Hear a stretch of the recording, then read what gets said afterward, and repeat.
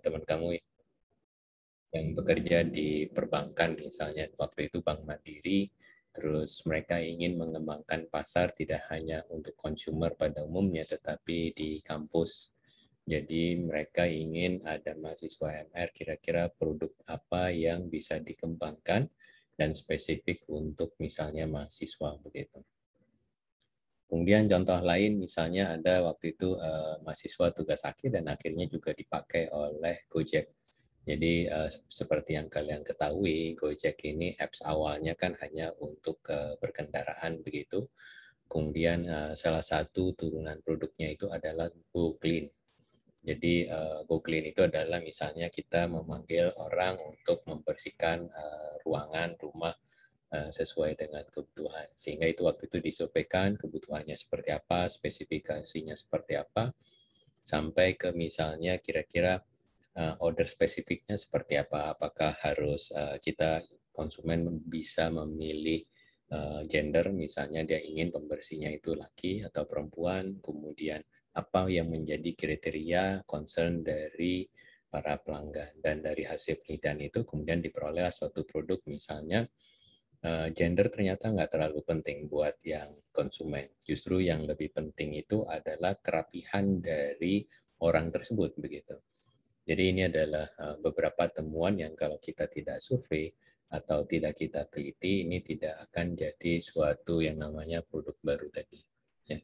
Dan satu lagi bahwa seringkali siapa yang bisa masuk ke pasar duluan itu biasanya yang akan menguasai pangsa pasar. Makanya terutama produk-produk yang berkompetisi itu biasanya mereka akan selalu mengejar time to market. Bahkan kalau kalian sekarang mengikuti, ada istilah sebetulnya produknya itu belum selesai 100%, tetapi karena persaingan, mereka kemudian mengeluarkan semacam teaser. Teaser itu apa ya? Pemancing untuk orang. Kalau misalnya dia akan membeli produk atau bahkan membeli produk pesaing, maka dengan adanya teaser itu sebetulnya dia akan mengganggu atau menahan konsumen. Barangkali dia mempertimbangkan merek yang kita miliki. Ya, jadi ini adalah hal-hal yang seringkali dilakukan oleh atau praktek di dalam industri saat ini, time to market ini. Walaupun time to market ini seringkali juga tidak menutup kemungkinan justru jadi semacam bumerang, artinya mukul balik kepada kita. Misalnya dengan teaser kita menyatakan akan launching suatu produk, ternyata pada saat konsumen sudah menunggu, ternyata produk ini nggak di-launching. Dan ini seringkali terjadi terutama untuk perusahaan-perusahaan yang sifatnya startup, dia sudah sudah mengeluarkan suatu pra-iklan begitu, tetapi pada saat ditunggu ternyata dia tidak bisa memenuhi jadwal yang diinginkan begitu. Oke, jadi ini adalah pengantarnya. Jadi sekarang kita akan masuk ke sifat dari perancangannya. Jadi perancangan ini pada dasarnya ada 5 tahapan dan kita akan masuk satu persatu ke detail ya. Jadi yang pertama kita masuk ke fase conceptual stage ya. Jadi fase konseptual ini seringkali kalau tidak salah nanti kalian akan lakukan ini di tahap PMR 2 ya. Jadi prinsipnya itu adalah bagaimana menangkap apa yang menjadi keinginan pelanggan. Ya, jadi seperti tadi yang mahasiswa tugas akhir atau penelitian dari mahasiswa MR itu misalnya sebetulnya apa sih yang dibutuhkan oleh pelanggan akan suatu produk. Ya, nah kemudian misalnya ada kakak kelas kalian yang bekerja misalnya di industri otomotif, dia memiliki seri suatu produk tertentu, misalnya sedan, kemudian mereka tahu bahwa selalu di Indonesia ini ada 2 pameran besar, satu adalah IMS, yang kedua misalnya Gias, begitu ya. Nah, semua pabrikan itu sudah mulai saling melirik, pesaing, saya akan menawarkan produk apa, sehingga seringkali mereka menjelang adanya pameran ini mereka giat sekali melakukan survei. Ya. Jadi survei-survei ini misalnya apakah produk ini segmennya untuk mobil kedua, apakah mobil ini segmennya untuk dipakai sendiri atau dipakai kembali misalnya dalam bentuk rental. kemudian apa yang menjadi fungsi dari yang diinginkan oleh konsumen, performansi, dan aneka macam lain. Nah, pertanyaan-pertanyaan inilah yang sebetulnya kalau bisa lebih presisi, maka dia akan bisa memenuhi keinginan konsumen untuk beralih. Yang tadinya misalnya fanatik akan suatu merek tertentu, tetapi dengan adanya misalnya, oh ternyata performance ini nggak ada di yang biasa saya pakai, fungsi ini tadinya tidak ada, maka saya akan goyang. Ya. Dan biasanya dalam tahap perancangan ini biasanya yang digali itu biasanya apa yang harus ada, apa yang tidak boleh ada, apa yang kalau ada itu akan memberikan daya tarik, dan yang berikutnya adalah apa yang ada tetapi nggak akan mempengaruhi penilaian saya atau downwards begitu. Ya. Jadi ini adalah tahap konseptualisasi pertama, dan biasanya kita langsung survei kepada konsumen. Kalau itu sudah dilakukan, maka langkah selanjutnya kita akan masuk ke dua tahap berikutnya sekaligus, yaitu menerjemahkan. Ya, jadi menerjemahkan apa yang menjadi suara konsumen itu apakah visible secara teknis, dan kemudian diikuti dengan tahap pengembangan. Jadi biasanya pada tahap technical visibility itu kita mentargetkan suatu KPI. Barang ini bisa melakukan apa, barang ini nanti akan memiliki apa. Jadi kira-kira kalau saya nyatakan dalam satu kata, ini adalah menyusun spesifikasi. Ya, jadi produk kita nanti akan memiliki spesifikasi seperti apa. Jadi kalau misalnya kalian buka kotak belakang dari suatu produk itu atau buku panduan, itu selalu ada spesifikasi. Nah, spesifikasi inilah yang sebetulnya menerjemahkan apa yang diinginkan konsumen menjadi suatu bahasa yang lebih teknis. Nah, dari spesifikasi ini kemudian dikembangkan, biasanya seperti yang kalian ketahui, pertama membuat suatu prototipe, kemudian barangkali akan memberikan suatu launching produk prototipe, ada yang menyebutnya produk alpha, produk beta, kemudian diberikan kepada konsumen tertentu untuk mencoba. Dari hasil coba ini kemudian ada proses fine tuning, ya, perbaikan yang sifatnya minor, kadang-kadang sampai ke mayor kalau misalnya ternyata mengganggu keselamatan atau ada problem-problem hukum lain yang terganggu begitu. Nah, dari tahap ini, jadi sekarang berikutnya adalah tahap keempat dan kelima, yaitu proses validasi secara komersial, kemudian mulai preparasi untuk produksi skala penuh, dan apa yang dilakukan di sini itu adalah yang pertama tes pasar. Makanya ada yang tes pasar melalui misalnya konsumen loyal, ada yang misalnya melakukan tes pasar dengan memberikan contoh produk kepada istilahnya, kalau kalian sering ikutin YouTube itu yang mengetes produk yang belum ada di pasaran tetapi sudah menjadi alpha atau beta. Kemudian setelah itu mulai memeriksa apakah kita akan produksi sendiri. Jangan lupa bahwa sekarang kita bisa memiliki produk tanpa punya pabrik, ya. Jadi ini yang banyak sekali dilakukan sekarang, misalnya tempat yang paling murah, misalnya itu diproduksi di Cina, tetapi mereknya bisa saja merek Amerika, merek Eropa, atau manapun begitu. Dan selanjutnya adalah strategi pemasarannya. Ya. Apakah pemasarannya akan menggunakan suatu rantai supply resmi, apakah menggunakan rantai supply virtual, dan aneka ragam. Setelah itu baru produksi massal, dan tentunya kalau kalian ikutin kan selalu ada versi 1.0, versi 2.0, dan seterusnya. Jadi selalu ada perbaikan secara terus-menerus. Nah, dalam proses penyempurnaan ini juga kadang-kadang ada yang sederhana, ada yang kompleks sampai terlibat dalam proses ganti rugi hukum. Contohnya misalnya mobil, terutama kalau itu terkait dengan keselamatan dari produk. Misalnya ada fungsi komponen rem yang tidak berfungsi dengan baik, atau yang kemarin sedang ramai misalnya airbag. Ya. Jadi kalau ada kecelakaan, ada airbag yang akan menjadi penyelamat, dan kalau itu tidak bisa membuka sesuai dengan dijanjikan, seringkali ada tuntutan-tuntutan tertentu. Gitu. Nah, Baru berikutnya, kalau produk itu sudah sampai ke tangan konsumen, itu biasanya ada 2 tahap dan tergantung dari produknya. Khusus untuk yang disposal ini, itu sudah banyak berlaku terutama untuk negara yang menerapkan undang-undang lingkungan yang sangat ketat, ya, terutama misalnya di Eropa begitu. Misalnya kalian kalau beli printer, ya, nah printer itu sendiri kan ada tinta atau kalau laser itu toner. Kalau di luar negeri kita harus mengirim kembali kepada pabrikan. Kalau di sini kalian masukin ke tong sampah itu nggak jadi masalah, walaupun nanti ada pemulung yang akan mengambil dan mendaur ulang. Tetapi kalau misalnya di luar negeri kita harus bisa membeli suatu cartridge toner kalau misalnya kita sudah mengirimkan kembali toner yang kita miliki. Karena apa? Karena sebetulnya bekas dari toner ini tidak ramah lingkungan begitu. Nah, banyak sekali produk-produk yang barangkali kalau di Indonesia belum ada suatu aturan yang ketat, tetapi kalau di luar negeri kita membuang sampah atau misalnya kalau yang paling dekat Singapura.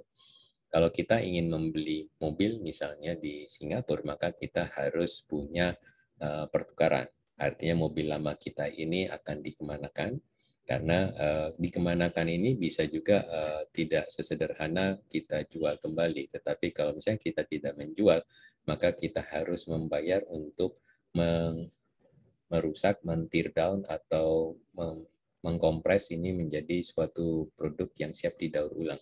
Dan ini berlaku misalnya seperti di Jepang. Jadi kalau di Jepang, kalau kita mungkin jual mobil, sejelek-jeleknya mobil masih ada harganya. Tetapi kalau di Jepang, kita harus ke junkyard atau tempat recycle mobil dan kita membayar. Kita membayar untuk membuang mobil tersebut begitu. Nah, ini adalah tahapan-tahapan yang barangkali sekarang sudah mulai banyak industri yang mempertimbangkannya. Tentunya hal lain yang tadi belum dibahas itu adalah produk support. Jadi apakah ada garansi, kemudian kalau ada perawatan dan bagaimana proses perawatan tersebut. Nah, dalam melakukan perancangan seringkali yang mungkin kalian tidak terlihat, tetapi ini penting di suatu industri, itu adalah tracer. Artinya misalnya ambil contoh beberapa tahun yang lalu mobil Toyota sempat ada masalah dalam gas karena pengendara tidak merasa menginjak gas, tetapi mobil itu justru meluncur dengan akselerasi tertentu seolah-olah gasnya terinjak. Ya. Dan ternyata setelah dilacak hasil desainnya itu ada desain tertentu di tahap supplier itu merancang karpet, di mana karpet itu kalau kita ngegas antara karpet dengan pedal gas ini ada kemungkinan untuk nyangkut, sehingga pada saat kaki dari pengendara pengemudi itu sudah melepas, tetapi si pedalnya ini nyangkut di karpet.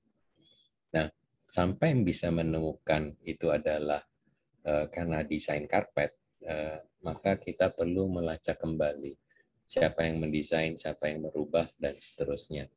Dan ini sangat penting terutama kalau sudah ada kasus sehingga kita bisa melacak nanti ini akan menjadi tanggung jawab yang mana. Bahkan tidak hanya sekedar drawing, sekarang sudah mulai meluncur di terutama industri otomotif. Misalnya mobil ini kan ada baterai. Baterai itu ada serial number-nya. Serial number ini nanti bisa melacak diproduksi oleh PT mana, di lokasi mana, pada tanggal berapa, dan operatornya itu siapa. Jadi sekarang sudah mulai ada misalnya katakan suatu saat mobil ini katakan ada mengalami kerusakan, meledak. Sumber ternyata baterai. Dengan melihat semua skematik yang tadi saya sebutkan, kita bisa melacak sampai ini adalah baterai dari batch produksi tanggal berapa. Sehingga kita bisa melacak dengan cepat, jangan sampai nanti pada saat kalau itu cacat produksi, maka pada batch yang sama, pada hari yang sama, itu semuanya akan di-warning. Jadi proses pelacakan ini sudah selevel sampai di sana. Dan sekarang banyak sekali penelitian tugas akhir bagaimana cara melacak kembali desain dari suatu produk begitu. Tidak hanya sekedar kode, karena di balik itu ada suatu proses pencatatan yang bagus, database online, dan bahkan ini sudah menggunakan blockchain yang sekarang sudah ada. Nah, kemudian dalam merancang produk itu juga tidak menutup kemungkinan, ambil contoh yang paling mudah, handphone begitu ya. Jadi handphone yang kalian miliki itu kan seringkali ada yang misalnya ada seri, saya ambil contoh misalnya Samsung ada S21, ada S21 Plus, ada S21 Ultra. Basicnya itu sebetulnya S21, tetapi ada 3 family produk. Begitu juga misalnya dengan mobil, ya mobil misalnya Kijang Innova. Kijang Innova misalnya ada yang seri V, ada yang seri G, dan ada yang seri full, tergantung dari aksesorisnya. Nah itulah yang disebut dengan varian produk. Jadi produk ini sebetulnya satu produk yaitu Kijang Innova, tetapi ada kakak adiknya begitu yang berbeda jenis begitu. Kemudian yang terakhir itu adalah design review, artinya setiap langkah desain ini siapa yang akan melakukan validasi atas kegiatan tersebut. Gitu. Nah, dari sistem pengendalian perancangan ini maka ada beberapa hal yang perlu dipertimbangkan begitu ya. Jadi yang pertama product liability. Ini terkait dengan aspek hukum tanggung jawab dari produsen. Dalam hal ini kalau kalian membuat satu produk, bagaimana tanggung jawab kalian terhadap hukum. Misalnya kalau ternyata produk itu mengalami kegagalan kerja dan menyebabkan misalnya si pengguna ini cacat misalnya. Nah ini yang disebut dengan product liability. Yang kedua ini adalah kehandalan.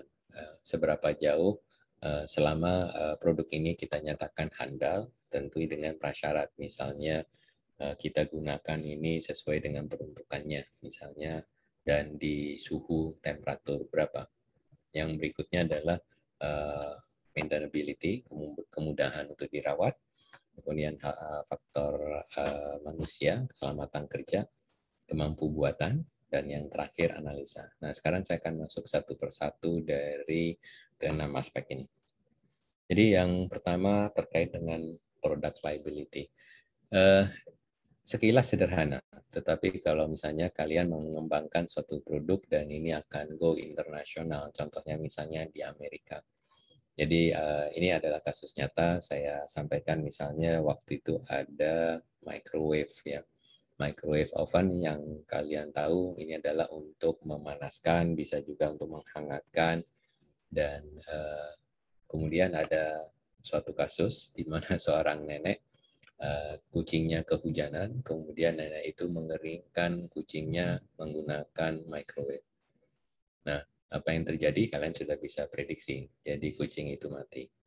Nah, yang tidak diduga itu adalah nenek ini ya karena kucingnya mati maka dia menuntut si pabrikan microwave ini. Dasar yang dijadikan tuntutan itu bahwa di dalam buku petunjuknya itu tidak dinyatakan bahwa dia bisa digunakan untuk mengeringkan kucing. Dan kalian tahu di Amerika hukum itu sangat kuat dan akhirnya si pabrikan microwave ini mengganti rugi atas kehilangan kucing dari nenek ini. Walaupun secara akal sehat kita bisa menyatakan bahwa rasanya aneh begitu kalau kita mengeringkan kucing menggunakan microwave. Tapi nenek itu menggunakan dasar karena tidak ada petunjuk yang mengatakan saya tidak bisa, maka itulah yang terjadi dan akhirnya pabrik ini harus ganti rugi. Makanya mungkin di Indonesia sekarang juga sudah mulai banyak produk yang harus dijual di Indonesia harus misalnya buku petunjuknya itu menggunakan bahasa Indonesia. Nah itu adalah salah satu aspek dari product liability. Artinya kalau terjadi sesuatu, kita nggak bisa klaim bahwa saya nggak ngerti bahasanya. Gitu. Artinya karena sudah dalam bentuk bahasa lokal di sini, maka kalau terjadi sesuatu dan saya lalai membaca buku petunjuk itu, maka itu menjadi tanggung jawab saya. Berbeda dengan kalau misalnya di dalam petunjuk itu memang tidak ada pernyataan resiko. Gitu. Jadi sekali lagi barangkali ke depan ini menjadi suatu isu. Jadi kalau kalian nanti terlibat dalam suatu proses perancangan, aspek product liability ini menjadi suatu concern yang sangat tinggi. Yang kedua itu liability ini biasanya juga dikaitkan dengan isu keselamatan. Jadi kenapa instruksi itu penting, walaupun kalau kalian sekarang beli produk semuanya fontnya sangat kecil, bahkan saking panjangnya sulit dibaca begitu, tapi prinsipnya secara hukum selama itu sudah diberikan, maka si pabrikan ini dibebaskan dari tanggung jawab kalau ternyata pemakainya di luar yang diperuntukkan begitu. Dan sekali lagi begitu ada faktor safety ini tidak sedikit perusahaan kemudian akhirnya bangkrut. Artinya dampak dari ke safety ini biasanya ganti ruginya dalam jumlah yang cukup besar. Misalnya, terutama kalau produk ini produk yang laku di pasaran, kemudian ternyata ada defect dari suatu produk, maka semua produk itu yang sudah terjual itu harus diganti. Dan tentunya ini tidak ada biaya di pihak konsumen karena ini adalah kesalahan desain dari para produsen gitu. Jadi mungkin kalian pernah lihat di Indonesia ini sudah mulai misalnya ada mobil seri ini produksi tahun sekian sampai tahun sekian, silakan datang misalnya ke bengkel resmi, maka akan ada pemeriksaan dan kalau diperlukan ada penggantian part secara cuma-cuma begitu. Nah, karena itulah maka kalau ada problem ini akan memakan biaya yang sangat besar begitu. Yang berikutnya adalah masalah kandalan. Jadi barangkali ini yang kalian bisa lihat secara nyata produk misalnya HP antara produk yang katakan yang unggul dengan yang tidak unggul atau elektronik begitu antara yang sudah memiliki merek dengan yang mereknya baru dikenal itu biasanya kenapa harga bisa berbeda itu terkait dengan keandalan produk. Jadi misalnya ada suatu perangkat bisa beroperasi sampai 5 tahun lebih tanpa ada mengalami suatu kerusakan, ada yang sampai setahun, bahkan ada yang kurang dari setahun. Pertanyaannya, mana yang baik tergantung dari positioning kita. Ya, jadi misalnya HP. Kadang-kadang kita melihat satu segmen ada tren misalnya konsumen akan ganti HP setiap 2 tahun. Maka seharusnya umur produk kita, keandalan produk kita itu tidak perlu di atas 2 tahun. Karena apa? Karena misalnya kenyataannya orang jarang pakai sampai lebih di atas 2 tahun misalnya. Ya.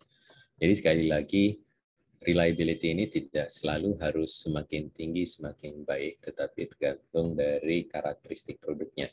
Jadi kalau produk ini punya umur siklus produk misalnya setiap 3 tahun, barangkali keandalan kita cukup per 4 tahun.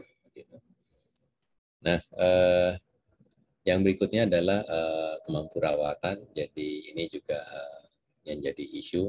Kalau dulu ada beberapa misalnya handphone begitu kita bisa ganti baterai sendiri, tetapi sekarang karena baterai makin handal dan juga bisa bertahan sampai suatu umur produk yang kita prediksikan, maka kemampuan untuk menukarkan kembali baterai itu tidak dilakukan oleh user.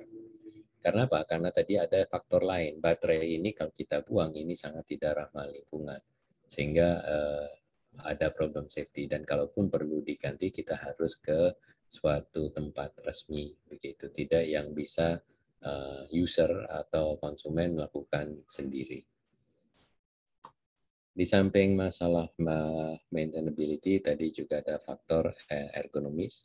Jadi ini pun juga nanti kalian akan pelajari secara mendalam mengenai faktor ergonomik dalam suatu desain produk.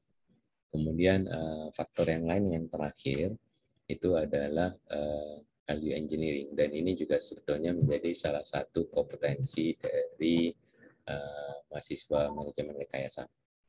Jadi prinsipnya dalam merancang suatu produk, kita harus bisa memilah dan mengidentifikasi fungsi mana yang bisa membuat konsumen itu menjadi tertarik dan memiliki nilai tambah. Dan seringkali untuk memicu adanya suatu perbaikan nilai ini tidak hanya monodisiplin. Contoh misalnya packagingnya. Bagaimana desain packaging yang membuat ini ada fungsi. Fungsi itu misalnya dia pada saat shipping bisa menahan dan menjaga produk ini aman sampai ke tangan konsumen. Itu satu. Yang kedua, si packaging ini juga mampu menjadi daya tarik pada saat penjualan. Gitu ya. Jadi prinsipnya dalam merancang suatu kotak ini packaging bisa jadi melibatkan mahasiswa atau kompetensi dari seni rupa, bisa juga melibatkan disiplin dari rantai supply karena ukuran kardus, rak sampai kontainer itu pun juga ada ukuran standarnya. Bisa juga melibatkan nanti dari teman-teman di produksi. Kenapa? Untuk membuat packaging ini kan juga harus diproduksi package-nya sendiri. Ya, jadi value engineering ini melibatkan pertama multidisiplin dan yang kedua prinsipnya adalah ada suatu nilai tambah yang bisa diperoleh tidak hanya dari konsumen tetapi juga semua mata rantai supply yang ada. Nah, bagaimana proses atau cara melakukan value engineering ini? Jadi prinsipnya itu adalah kita tetap bisa menambah suatu, tidak menghilangkan fungsi dari suatu produk, tetapi dengan biaya yang lebih mudah. Caranya bagaimana? Caranya itu adalah dengan pertama mengoprek-oprek desainnya sendiri. Apakah mungkin misalnya beberapa komponen ini dijadikan satu komponen dengan cara pabrikasinya itu dengan cara yang berbeda. Yang kedua, apakah mungkin kita buatnya lebih ringan? Kalau lebih ringan, maka nanti biaya transportasinya pun juga lebih mudah dan lebih murah. Yang berikutnya, apakah ada komponen yang bisa kita gunakan komponen standar, misalnya mur dan baut. Jangan kita mur baut bikin ukuran yang tidak standar. Jangan kita bikin misalnya handle yang ukurannya tidak standar. Dengan menghilangkan non-standar part ini, maka kita bisa sebetulnya membuat produk kita lebih murah. Sebagai contoh, ilustrasi sederhana dari proses value engineering itu seperti contoh yang berikut ini. Ya. Jadi misalnya ini ada suatu produk, kita bisa melihat dari kiri ke kanan jumlah komponennya, ke kanan ini makin sedikit. Yang kedua, dari sisi fungsi sebetulnya tidak ada yang berkurang, tetapi karena jumlah komponennya lebih sedikit, proses perakitannya juga lebih sedikit, material yang digunakan pun juga barangkali lebih sedikit, sehingga biaya fabrikasi atau produksinya pun menjadi lebih murah. Jadi sebagai penutup begitu dari pertemuan ini, itu ujung-ujungnya kan cost. Nah, bagaimana biaya dalam membuat satu produk itu sangat tergantung, ada biaya utamanya itu adalah biaya tenaga kerja, yang kedua adalah biaya bahan baku dan overhead. Nah, semua biaya ini akhirnya nanti akan menjadi berapa sebetulnya produk ini bisa dijual. Dan kalau kita lihat, ternyata 65-80% dari biaya manufaktur itu sangat tergantung dari desainnya. Ya, jadi kembali ke kasus yang tadi, biaya dari suatu produk ini sangat tergantung dari desainnya. Kalau kita bisa mendesain ini menjadi lebih murah melalui metode value engineering, maka terlihat di sini terjadi suatu penghematan yang cukup besar. Dan kalaupun kita ubah misalnya cara memperbaikinya, prosesnya menggunakan mesin yang lebih efisien, kalaupun bisa dihemat, penghematannya itu tidak lebih dari 15-20%. Oleh karena itu, kunci dari kesuksesan suatu produk ya itu berawal dari desain yang bagus. Dan ini pernah saya bahas sebelumnya. Proses desain yang bagus itu sebetulnya yang dilakukan secara berkelompok dan bersama-sama. Jadi tidak lagi misalnya kalau tadi kita membahas metodologi perancangan itu sebetulnya mengikuti tahapan seperti yang kalian lihat di gambar yang di atas. Artinya ada yang meneliti apa sih kebutuhan konsumen, diterjemahkan menjadi conceptual product. Dari conceptual product kemudian kita terjemahkan menjadi KPI, design proses. Setelah itu baru kita merancang prototipe dan masuk ke skala produksi. problemnya dengan cara seperti ini sebetulnya dari sisi organisasi nggak ada problem. Tetapi tidak menutup kemungkinan pada tahap tertentu ini ada hambatan. Hambatan misalnya begitu manufacturing engineering melihat kebutuhan desain ini, oke, ini kebutuhannya menggunakan material misalnya karbon. Tetapi pada saat sampai di produksi, memproses karbon itu tidak mudah dan mesin yang kita miliki misalnya terbatas. Nah, akibat dari ini maka nanti yang mendesain ini harus mendesain ulang atau mengkonfirmasi kepada marketing kalau misalnya material ini tidak menggunakan karbon bagaimana? Apakah konsumen masih mau beli? Jadi ada proses feedback kembali. Tetapi kalau ini dilakukan di saat yang sama, di ruang yang sama, bersama-sama begitu, maka semua problem yang ada di masing-masing bidang atau departemen itu terjadi sekaligus begitu. Sehingga solusi yang dihasilkan itu tidak perlu harus sampai nunggu mau diproduksi. Oh ternyata setelah diproduksi bisa waktunya lama. Karena apa? Karena material yang digunakan keras. Apa yang terjadi? Ya, ini kan melakukan redesign ulang. Tapi pada saat ini didiskusikan secara concurrent, artinya secara paralel, maka hambatan-hambatan tadi itu sudah dipertimbangkan dari awal. Jadi prinsipnya concurrent engineering itu adalah pada saat desain kita sudah mempertimbangkan semua aspek, mulai dari pemasaran, proses produksinya sampai ke jenis, dan harapannya tentunya tadi prinsipnya kita kan mengejar time to market karena ada suatu filosofi siapa yang masuk ke pasar itu duluan maka dialah yang akan menguasai pangsa pasarnya. Contoh yang sekarang sudah mulai kalian bisa lihat, yang menguasai pangsa pasar otomotif mobil di dunia itu kita tahu bersama adalah Toyota. Tetapi begitu ada suatu teknologi yang lain yang berbeda, misalnya mobil listrik, maka Toyota tidak ada apa-apanya dibandingkan dengan Tesla misalnya.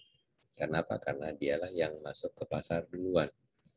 Jadi sama juga dengan kalau saya sebut kepada kalian mungkin Pepsodent. Pepsodent ini kan merek, tetapi orang mengasosiasikan produknya itu bahwa pasta gigi itu adalah Pepsodent. Kenapa Pepsodent? Karena pada saat itu yang barangkali merek yang pertama kali masuk ke pasar dan juga langsung besar pangsa pasarnya itu adalah Pepsodent. Ya, banyak sekali produk-produk seperti itu, misalnya Blue Band. Ya. Walaupun kita tahu sebetulnya yang namanya mentega mereknya juga banyak gitu. Nah, sebagai penutup barangkali ini adalah yang jadi sekali lagi perancangan produk ini merupakan kelanjutan dari kegiatan R&D dan ini biasanya dilakukan secara multi tim dan pengembangan produk ini tidak lain adalah supaya sustain gitu. Nah, yang ingin saya berpesan karena ini minggu lalu saya sudah merilis tugas untuk merancang suatu furniture multifungsi. Nah, yang saya harapkan itu adalah manfaatkan teori-teori yang sudah kalian dapat selama 2 minggu terakhir, khususnya yang minggu ini. Jadi dari struktur laporan, seharusnya kalian mengikuti tahapan dari perancangan yang ada di slide 5, yaitu yang sebentar.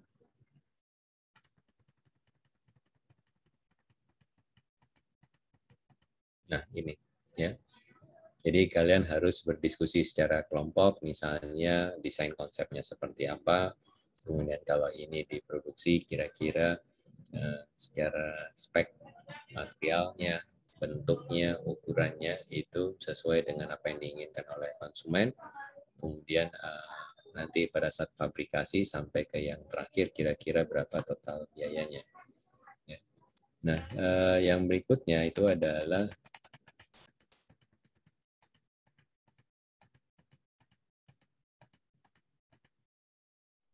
lakukan analisa yang kalian rancang, ya, sesuai dengan apa yang disampaikan di slide 15. Ya.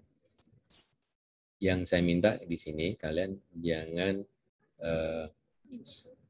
secara verbal subjektif, tetapi lakukan secara teknis dan sistematis. Ya, jadi yang penting bukan ketebalannya, Tetapi secara spek kalian bisa menyatakan saya perlu ini, materialnya ini, berat sekian atau panjang lebar sekian ya. Nah, yang disebut di slide 15 ini ada yang ini maksud saya ya. Jadi kalian membahas dari sisi product liability-nya, reliability-nya, maintainability-nya, kemudian dari sisi aspek faktor, manufacturability, dan barangkali kalian sudah bisa mengidentifikasi desain awalnya seperti apa, kemudian kalian berhasil melakukan value analysis, kira-kira apakah ada ada part standar yang kalian gunakan, atau ada komponen yang tadinya ada 5 berkurang menjadi 4, dan itu secara manufaktur mungkin bisa dilakukan. Ya, jadi silakan manfaatkan teori yang ada, dan semakin banyak tahapan yang dan teori yang kalian gunakan itu tentunya akan lebih baik. Nah, pertemuan minggu depan saya akan secara acak memanggil beberapa kelompok untuk melakukan presentasi. Jadi presentasinya ini dalam bentuk PowerPoint. Kemudian yang melakukan presentasi pun juga saya akan acak. Jadi siapapun anggota kelompok harus siap melakukan presentasi. Tidak menutup kemungkinan nanti di tengah presentasi saya akan minta ganti orang. Nah, pada akhir setiap presentasi saya juga akan minta pendengar untuk mengajukan pertanyaan, dan yang mengajukan pertanyaan itu saya acak. Ya, jadi silakan kira-kira pertemuan ke depan, 2 minggu ke depan itu akan seperti itu. Saya akan lihat apakah perlu cukup 1 kali atau beberapa kali, tergantung nanti saya akan melihat seberapa terstruktur proses presentasi yang kalian lakukan. Oke, silakan kalau ada pertanyaan. Mau bertanya tentang Mas Arif? Zaki dulu. Monggo, duluan aja. Silakan, siapa yang duluan? Oh, boleh deh saya Pak. Jadi mau nanya Pak tentang materi sih. Ya. Jadi penasaran Pak, karena tadi tahapan perancangan kan banyak pertimbangan dan termasuk juga aspek-aspeknya yang cukup banyak. Ya. Sedangkan ada waktu yang cukup limited untuk untuk perusahaan itu masuk ke pasar buat mengejar first in market itu ya Pak. Ya, Nah, betul. pada titik mana itu Pak sebuah perusahaan itu bisa yakin dengan kajian atas perancangannya itu udah selesai dan udah ready to market gitu Pak. Ya. Oke, tadi Rakian ya. Namanya siapa? Ya Pak Rakean Pak. Oke, Rakian. Prinsip untuk time to market itu adalah ini. Jadi banyak sekali aspek dari suatu desain produk yang harus dipertimbangkan, mulai dari suara konsumen sampai ke bahkan di belakang produksi itu adalah bagaimana distribusinya begitu. Dan untuk memperpendek ini berarti semua tahapan yang tadi kalian pelajari itu sebisa mungkin dilakukan secara paralel. Paralel itulah yang disebut dengan concurrent engineering. Kemudian barangkali yang tidak bisa ditawar, yang para pabrikan itu adalah masalah keselamatan. Ya, jadi itu biasanya tidak bisa ditawar, makanya mereka harus melakukan pengujian sampai mereka yakin. Nah, tentunya yang namanya pengujian kan seperti waktu kita belajar teori sistem. Waktu kita melakukan pengujian, sistem kita ini kan mereplikasi dunia nyatanya. Tetapi tidak semua faktor lingkungan yang terjadi di dunia nyata bisa barangkali kita replikasikan. Ya, ambil contoh misalnya begini, ada suatu produk rem didesain dia aman. Ternyata ada kasus di mana produk ini dijual di negara yang kebetulan dekat dengan kutub, sehingga pemakaiannya itu mayoritas ada di suhu minus. Waktu perusahaan menguji, dia hanya menguji barangkali 1-2 hari, tetapi konsumen ini menggunakannya hampir sekitar 8 bulan dalam setahun di suhu minus. Dan ternyata ada product failure. Nah itu tadi. Biasanya waktu kita menguji sedekat mungkin dengan kondisi real. Walaupun pada kenyataannya tidak semua itu bisa dilakukan. Nah, di situ ada analisa resiko. Kemudian ada juga konsep cara mengujinya itu dengan dipercepat. Contoh misalnya begini, ya. Misalnya HP. HP ini kan saya pakai sehari penuh. Kalau baterainya hanya mampu 1 hari, maka saya bisa uji di pabrik, saya pakai dari pagi sampai malam, kemudian dites apakah timbul panas atau tidak. Nah, kalau umur siklusnya pendek seperti ini nggak jadi masalah. Tetapi ada produk yang misalnya meteran listrik. Ya. Meteran listrik kalau kalian tahu sejak rumah dibangun bahkan sampai rumah itu akan direnovasi kembali, meteran listrik ini nggak pernah diubah. Karena apa? Karena umur produknya itu memang bisa di atas 10 tahun. Tetapi kalau misalnya pabriknya akan menguji produk itu sampai rusak di atas 10 tahun kan sulit, nggak mungkin. Time to market-nya nggak kekejar. Sehingga apa yang dilakukan oleh pabrik itu adalah dengan mensimulasikan. Jadi ada suatu teori di elektro, kalau misalnya suhunya saya naikkan 10 kali lipat, maka umur produknya akan bertambah pendek sepersekiannya. Jadi kalau misalnya meteran listrik ini saya operasikan di suhu misalnya 60 derajat Celcius, itu setara dengan alat itu beroperasi 5 tahun. Tetapi saya operasikan 2 jam. Jadi barangkali kalau misalnya pabrik itu melihat resikonya tinggi, mereka berusaha atau mencari suatu cara bagaimana caranya bisa mensimulasikan sedekat mungkin dengan kondisi real atau bahkan tadi dioperasikan 2 jam tetapi karena di suhu yang berbeda maka dia setara dengan misalnya 5 tahun. Ya, banyak sekali metode-metode pengujian seperti itu untuk menjawab pertanyaan tadi, terutama untuk produk-produk yang kita lepas ke suatu negara yang memang produk liability-nya ini dipegang teguh gitu ya. Kira-kira seperti itu. Terjawab? Rakyat? Terjawab Pak. Berarti tadi yang penting hal-hal yang prioritas seperti yang keamanan dan hal-hal yang nggak bisa ditawar itu ya Pak ya. Jadi uh, yang udah terselesaikan dan udah cukup yakin dibandingkan hal-hal yang mungkin sifatnya minor gitu. Betul. Jadi contoh yang kemarin sangat fatal itu kalian mungkin masih mengikuti beritanya pesawat di mana Boeing mengeluarkan Boeing 737 seri 737 Max ya. Jadi kecelakaan kebetulan independen tetapi waktunya berdekatan, satu kejadian di Ethiopia kalau nggak salah atau negara Afrika, satunya lagi di Indonesia, kebetulan serinya yang sama. Fenomena kecelakaannya ternyata setelah dilihat fenomenanya sama. Setelah di drill down lagi, ternyata sumbernya ada di alat yang sama. Kemudian di drill down lagi, ini dari vendor yang sama. Nah, itu adalah contoh tadi.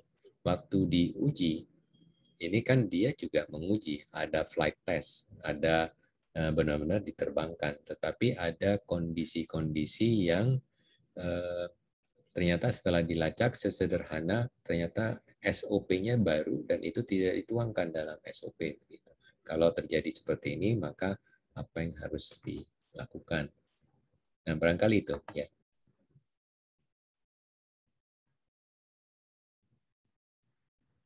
Silakan, ada lagi yang ingin bertanya? Pak Punten izin tanya. Ya, Zat.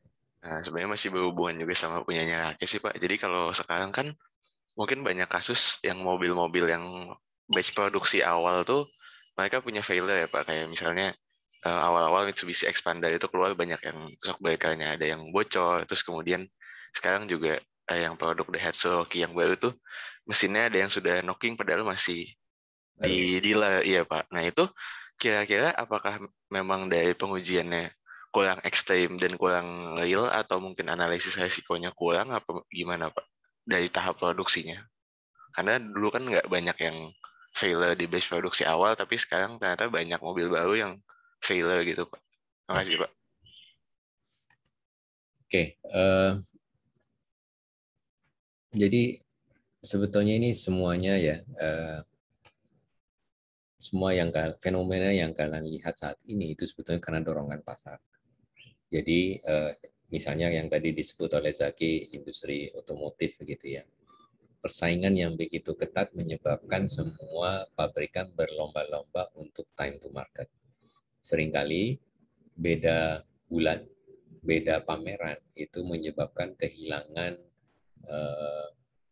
pangsa pasar yang cukup signifikan, sehingga mereka tetap melakukan pengujian. Tetapi jangan lupa bahwa mereka kan juga tidak membuat semua produknya, tetapi juga disupport oleh para rantai supply-nya. Sehingga pengujian-pengujian ini ada yang dilakukan di level rantai supply, seperti tadi shock breaker-nya diuji di sana. Ada yang sistem remnya diuji di sana. Ada karpetnya diuji di tempat yang membuat karpet. Tetapi pada saat ini semuanya dirakit, kan pabrikan juga akan menguji dalam bentuk sudah terakit. Nah, ini kadang-kadang pengujiannya dilakukan, sampelnya barangkali belum cukup, tetapi sudah begitu dipakai oleh konsumen awal, ternyata baru muncullah problem. Ya, seperti tadi misalnya shock breaker-nya. Nah, kebetulan di industri otomotif, sistem pelacakan yang tadi saya sebut tadi, bagaimana melakukan tracing ya. Tadi di mana ya? Prinsip melakukan pelacakan itu sudah bagus. Artinya seperti tadi yang Zaki bilang, oh ini shock breaker-nya bocor. Kemudian dia bisa lacak shock breaker ini disupport atau disuplai oleh PTX. Ingat bahwa belum tentu walaupun sama-sama shock breaker itu tidak selalu disuplai oleh satu perusahaan yang sama. Bisa jadi PT-nya mereknya sama, tetapi pabriknya yang memproduksi itu bisa di tempat yang berbeda, batch yang berbeda. Dan karena tadi sistem kodifikasi dan pelacakan itu, maka bisa sesegera mungkin dilacak, oh ternyata penyebabnya bukan desain, tetapi proses, setting mesin. Kadang-kadang sampai ke level seperti itu. Jadi sekali lagi, karena persaingan ini kita mulai sering melihat adanya kegagalan produk awal dari produk-produk yang baru di launching. Makanya ya contoh sederhana misalnya HP. Begitu di launching nggak berapa lama ada update firmware. Setelah dicoba kok ngehang, setelah coba ini ngehang, setelah ini. Nah, itu kan berarti ada aplikasi yang tidak kompatibel, ada kode-kode aplikasi yang salah programming dan baru ketahuan setelah diuji dalam masyarakat yang lebih luas begitu. Jadi tidak lain itu lebih ke time to market tadi yang memicu makin banyaknya produk-produk yang gagal di awal. Makanya ada suatu filosofi dari orang-orang yang tidak selalu ingin high end, tidak selalu ingin versi terbaru, itu selalu akan menunggu beberapa saat. Nah, sama juga misalnya ini rumor-rumor yang muncul, misalnya kereta api cepat yang sedang dibangun antara Bandung dengan Jakarta. Ya kan ini adalah produk pertama dan kita tahu ini adalah yang pertama di Indonesia. Banyak yang bilang janganlah naik ke kereta itu selama 3-6 bulan pertama begitu. Karena apa? Karena itu tadi untuk mengantisipasi apakah ada hal yang belum diuji dan ternyata nanti kejadian begitu. Seperti yang kalau kalian ngikutin di koran kemarin, LRT baru tahap uji coba, ternyata apa yang terjadi? Dua lokomotif itu saling adu banteng begitu. Dan itu masih dalam tahap uji coba. Nah, yang jadi pertanyaannya apakah SOP-nya yang tidak diikuti, apakah ada desain yang tidak diikuti, atau ada mekanisme tertentu yang mengalami kegagalan. Misalnya rel ini harusnya sudah dilansir berbelok sehingga dua ini tidak bertemu, ternyata tidak terjadi, dan kenapa itu terjadi. Dan itu tadi ya semakin ada yang mendorong misalnya ini harus segera dibuka LRT Jakarta, maka ujinya pasti akan ada yang barangkali tidak sampai bahasa Inggrisnya itu robust. Robust itu tidak secara, tahu robust bahasa Indonesianya apa? Pengujiannya tidak secara komprehensif ya, dari berbagai macam aspek begitu. Kebayang ya, Zaki? Kebayang Pak kira-kira. Tapi mungkin juga apa dari prosesnya itu ada cost cutting apa gimana ya Pak? Soalnya bingung juga, kadang-kadang kan mereka bisa bikin produk bagus tapi harganya murah gitu Pak. Jadi kadang-kadang kita mikirnya, oh dia cost cutting jadi nggak reliable apa gimana gitu. Oke, prinsipnya begini. Yang disebut dengan cost cutting itu biasanya itu merupakan proses dari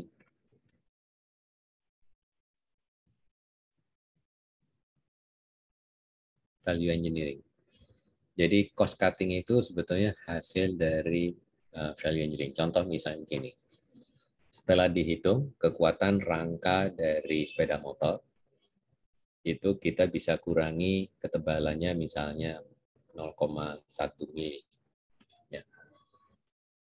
Kan cost cutting, tambah ringan. Kalau diuji secara mekanik, dia masih kuat, tetapi lebih ringan. Begitu.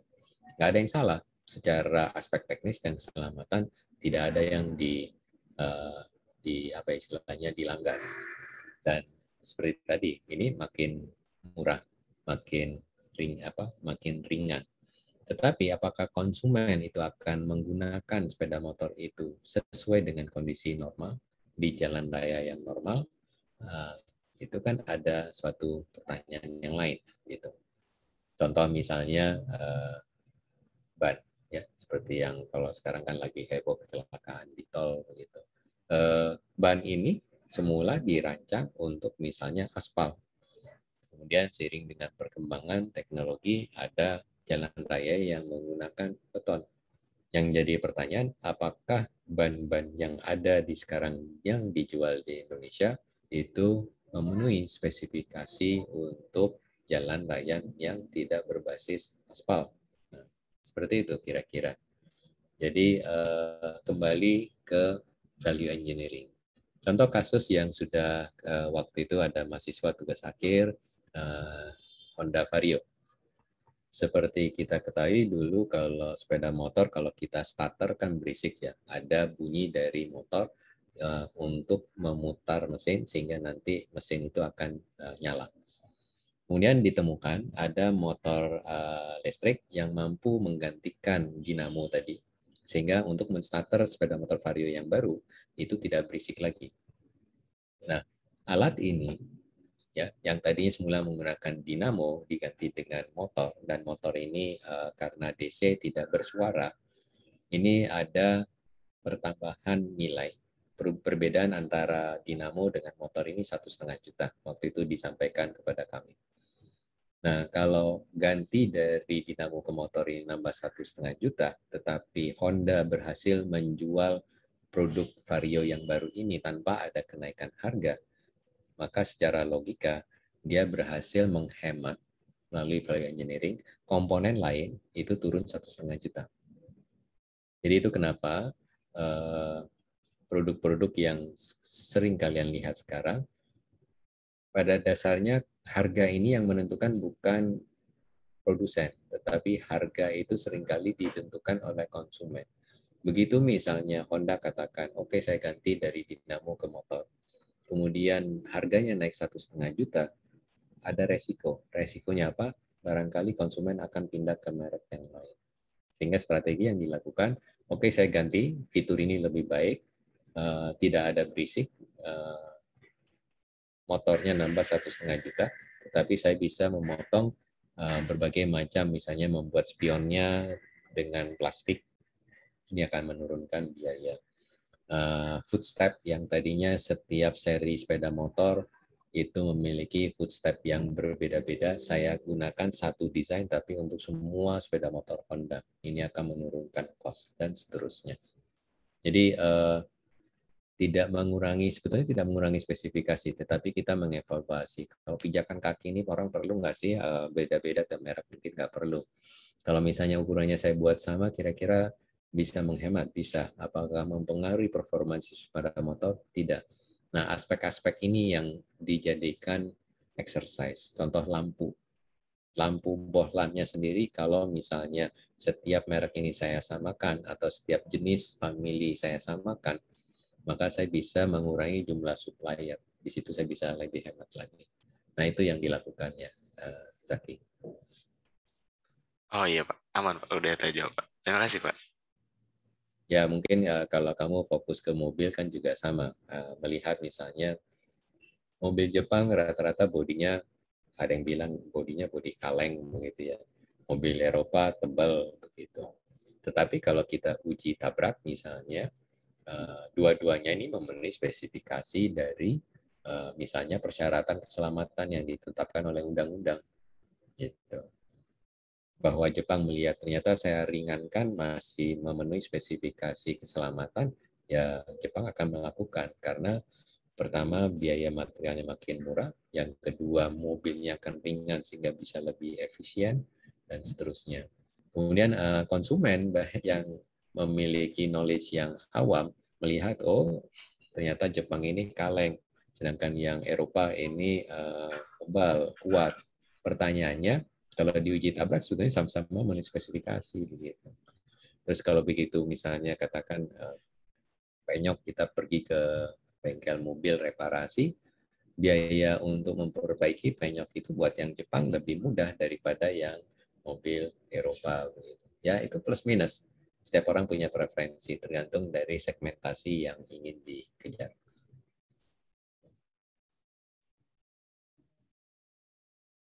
Silakan, ada pertanyaan lagi? Oh iya, dari saya itu Pak. Terima kasih Pak.